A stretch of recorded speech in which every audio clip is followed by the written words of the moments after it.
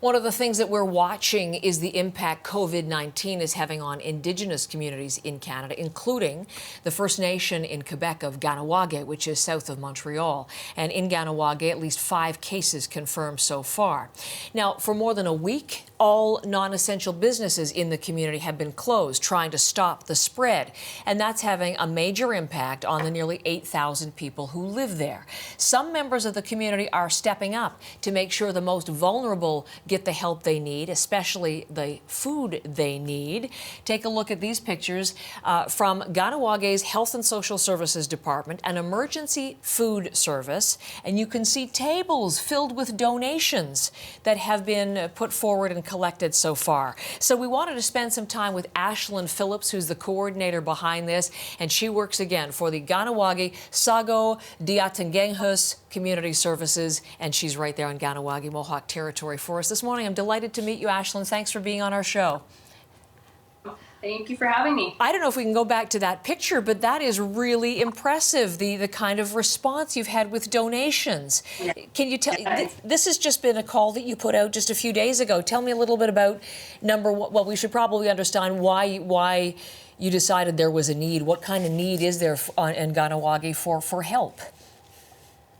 Well, our main focus began with the elderly in our community because we do have a large elder population. And when people above the age of 70, and we even lowered it to 60, were told not to leave their homes just for their own health and safety, we realized that some of them may not have family members to bring them food or may not be able to come in contact with them. So immediately we step forward, and that's one of our responsibilities in the event of an emergency situation at Shakotiia'takehnhas is to help our community and supply them with food, shelter, or clothing. And in this situation, it happened to be food. So we stepped forward and we took on that responsibility, and we initiated our emergency food service plan.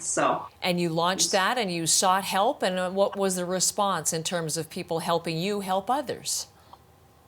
Oh, it was great.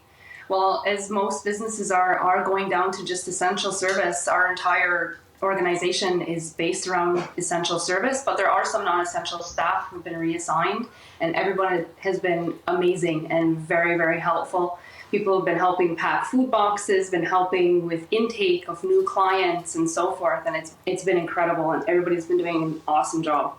So what then are you providing to the elders of Kahnawake? Well, what we have right now, we do have a food basket service, but we also have a prepared meal service. And what we're trying to do is for the prepared meals, we partnered up with one of our local restaurants, and they've been doing meal delivery service twice a day to our elders. It's targeted primarily at 60 years and over. However, there are some members of our community who are unable to cook, health reasons, so forth. So we've been helping them with the prepared meals, but for families that have been affected financially by this pandemic, we've been helping them with food baskets. So they get a number of dry goods, but they also get, we're supplying them with milk and bread and fresh vegetables, fruits, and eggs, different stuff like that, stuff that, maybe normally would not be in a food basket, but we're doing our best to help out in any way that we can. So tell me a little bit about number one, we combine them together. When you take these two to the elders of your community, we know how important it is that you want to stay connected to the elders and celebrate them. How do they feel about being cared for in this way?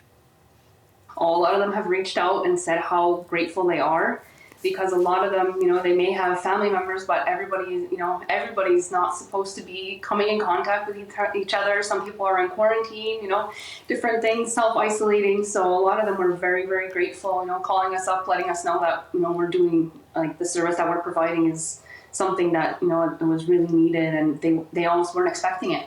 They were just, really just, thinking about where's my next meal going to come from, and if we can alleviate some of that stress on not only elders but some family members that are struggling financially, then that's all the motivation that we need. Yeah, I bet that must make you feel pretty good to help in that way.